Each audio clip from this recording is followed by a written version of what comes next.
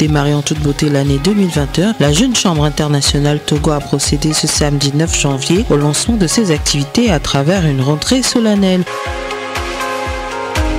La cérémonie officielle s'est déroulée à Anéro, ville historique du Togo, en présence de Myriam Dossou d'Almeida, ministre du Développement à la base. Était également présent M. José Kwasi Siminou, président directeur général de la Protectrice Assurance. Il est bien sûr le parrain du mandat 2021. La Jeune Chambre internationale, réseau mondial de jeunes citoyens actifs, a pour mission d'offrir des opportunités de développement aux jeunes en leur donnant la capacité de créer des changements positifs.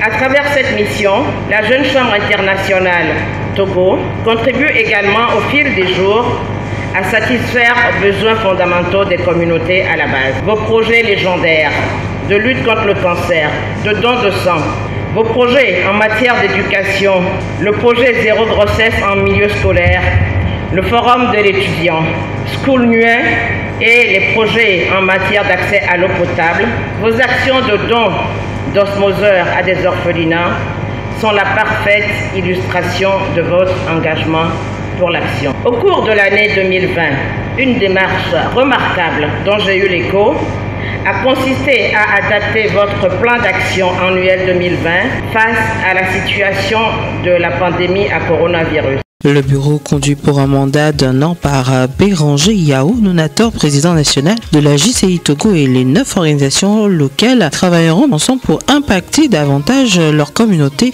à travers le thème « Accélérons la transformation ». Le thème, c'est « Accélérons la transformation ».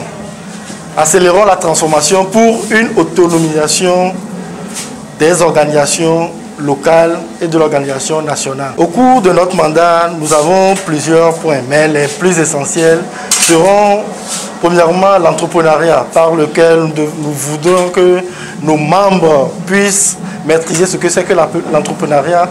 Et encore, nous allons aller plus loin en accompagnant ces différents membres pour qu'ils puissent accéder au crédit et créer leur propre structure. Nous savons que l'éducation est importante, donc nous voulons agir aussi dans l'éducation. C'est pourquoi nous avons un projet qui concerne la construction ou la rénovation des salles de classe dans les zones où le besoin se fait sentir. Donc, c'est ces 2 projets que nous avons à la nationale. À part ça, il y a des projets que les organisations locales ont envie de développer.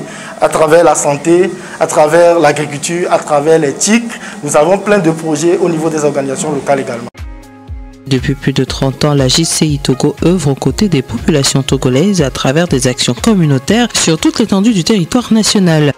Je prends la parole en qualité de parrain en cette solennelle circonstance. L'événement de ce jour est assorti de plusieurs nouveautés qui se ramènent essentiellement à 3. En effet, c'est la première fois que vous tenez une telle activité à Anéro.